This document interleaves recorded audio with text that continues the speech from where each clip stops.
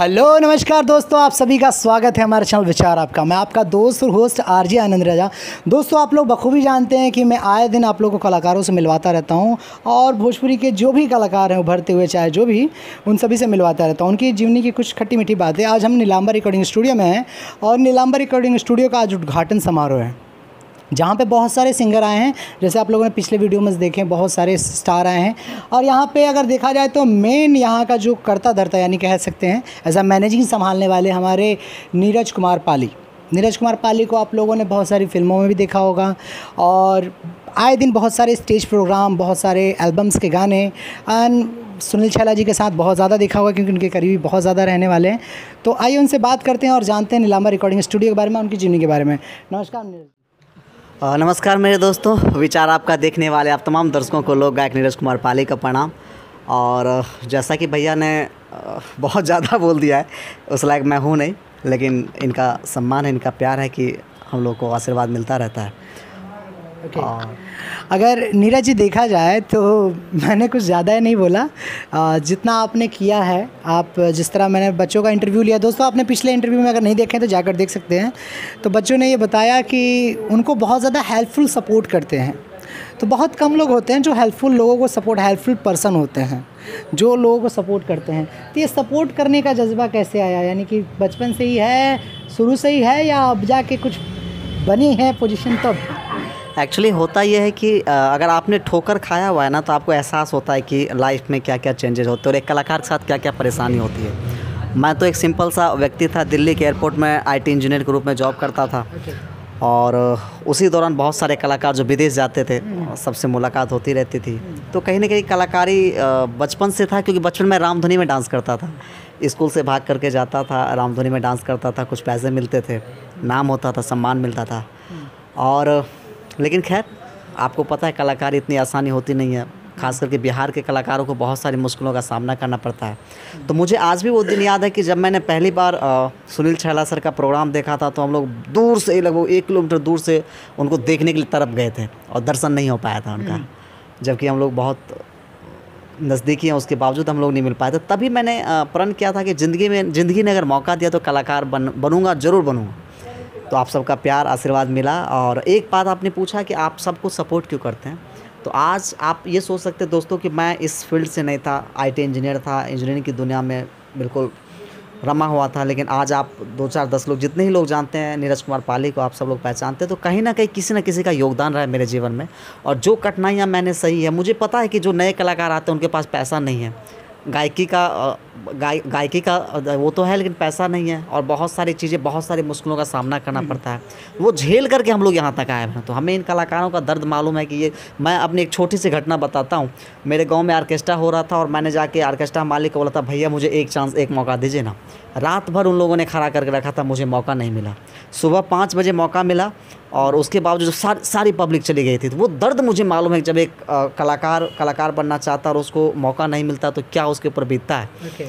वो सब हमने महसूस किया। और यही कारण है कि जो भी नए कलाकार हमारे बीच आते हैं, सबको मैं कोशिश करता हूँ कुछ ना कुछ हो। और खुशी की बात यह है कि आज बहुत सारे ऐसे बेरोज़गार कलाकार हैं जो हमसे जुड़े और आज वो महीने का अच्छे पोजीशन पे हैं, अच्छा गा रहे, कमा रहे हैं, स्टेज शो कर रहे, सब कुछ कहीं ना कहीं सेटल हो गया, कहीं सेटल है वो लोग। वाह। नीरज जी, सुनील जी के साथ आपका काफ़ी बार विदेश जाना भी हुआ। सुनील छैला जी के, बिहारी जी के काफ़ी करीब रहे हैं। तो क्या दौर था, क्या समय था, थोड़ा कुछ इस पर दृष्टि डालें।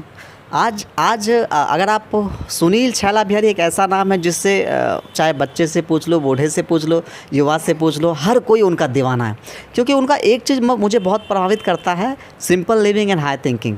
मैंने बहुत ही ज़्यादा सिंपल रहने के बाद आप अच्छा परफॉर्मेंस दीजिए, ये उनका बहुत ज़्यादा प्रभावित करता है। और एक कलाकार के साथ साथ एक बहुत अच्छे इंसान है, बहुत अच्छे व्यक्ति हैं। और दूसरा बात यह कि आजकल मैंने देखा है कि एक कलाकार का एक गाना हिट होता है, तुरंत वो तामझाम तरह की बॉडीगार्ड रखना, ये वो। लेकिन छैला बिहारी सर में हमने देखा है कि वो इतना बड़ा सेलिब्रिटी होने के बावजूद भी आज भी सबसे आम लोगों की तरह मिलते हैं। तो ये उनका सबसे बड़ा कारण है कि वो लोगों से जुड़े हुए हैं। क्या बात है।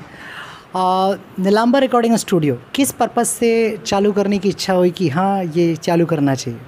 दोस्तों मैं आपको बता दूं, यही लक्ष्मी नगर है जहां से मैंने स्ट्रगलिंग का शुरुआत किया था। उस समय कैसेट का ज़माना था, 2013-14। लाख लाख रुपया लगा के हम लोग DVD कैसेट्स बनाते थे। कंपनियां किस तरह से दुरुपयोग करती थी, कलाकारों का शोषण करती थी। जब तक आप हिट नहीं है मार्केट में, तब तक आपके साथ शोषण ही होता रहता है। तो अभी सबसे पहली बात थी कि ना तो मुझे स्टूडियो की ज़रूरत है, क्योंकि आप लोगों ने इतना प्यार दिया कि जहाँ भी जाते हैं हम लोग गवा लेते हैं, फ्री में गवाते हैं। लेकिन जो नए कलाकार हैं, जो बिगनर्स हैं, उनके साथ किसी से छुपावा नहीं है कि इतना ज़्यादा उन लोगों को शोषण किया जाता है गायकी के नाम पर। जो नए कलाकार है, कोशिश किया जाता है उनको पूरा लूट लो जितना लूट सकते हो, ताकि वो दोबारा सपना ही ना देखे कलाकार बनने का। तो कहीं ना कहीं ये मेरे साथ भी हुआ है, मैंने भी उस चीज़ को भोगा है, हमारे रवि भैया ने उस चीज़ को भोगा है। तो हम तीनों व्यक्ति ने मिलकर प्लान किया था कि हम लोग को तो माता सरस्वती के आशीर्वाद से मौका मिल गया, लेकिन जो बिगनर्स हैं, जो नए कलाकार हैं, उन लोगों के लिए कुछ किया जाए। क्योंकि किसी समय हम लोग भी नए थे, हम लोग भी बहुत सारी परेशानियाँ झेलनी पड़ती थी। तो इन्हीं सारी चीज़ों को देखते हुए हमने नए कलाकारों के लिए नीलांबर स्टूडियो का ओपनिंग किया दिल्ली के लक्ष्मी नगर में। और सबसे बड़ी बात, आप किसी भी स्टूडियो में चले जाइए, आपको 10 मिनट के अंदर अगर आपने गाना गाया तो ठीक है, नहीं गाना गाए तो जैसे तैसे, हाँ भाई ठीक हो गया, बहुत अच्छा करे करके निकाल दिया जाएगा।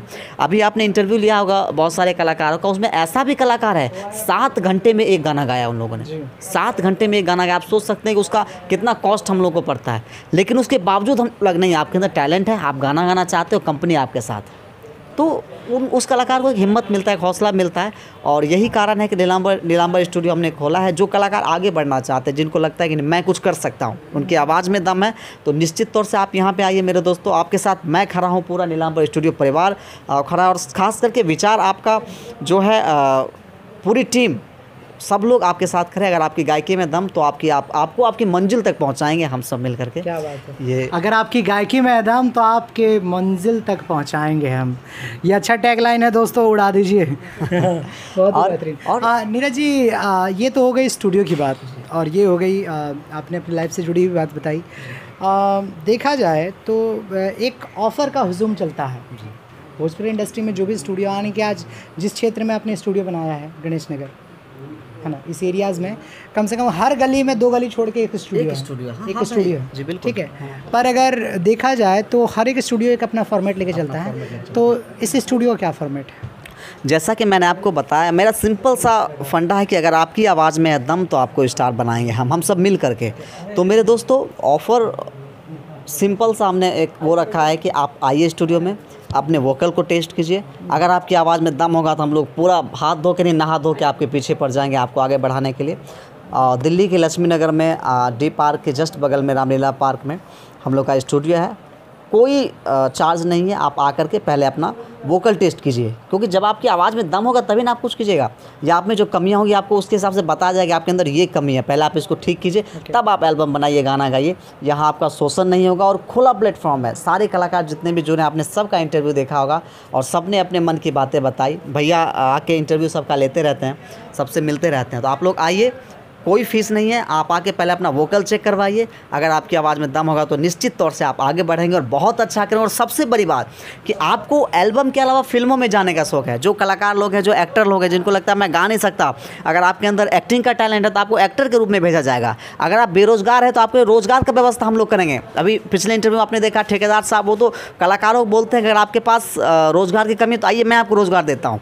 तो मेरे दोस्तों, ये ऐसा जगह है, एक ऐसा प्लेटफॉर्म है जहाँ आपकी सारी समस्याओं का समाधान हो जाएगा और आप निश्चित तौर से बहुत अच्छा कर पाएंगे। हाई क्वालिटी का वीडियो बनेगा, ऑडियो बनेगा, टेलीविज़न पे आपको भेजेंगे।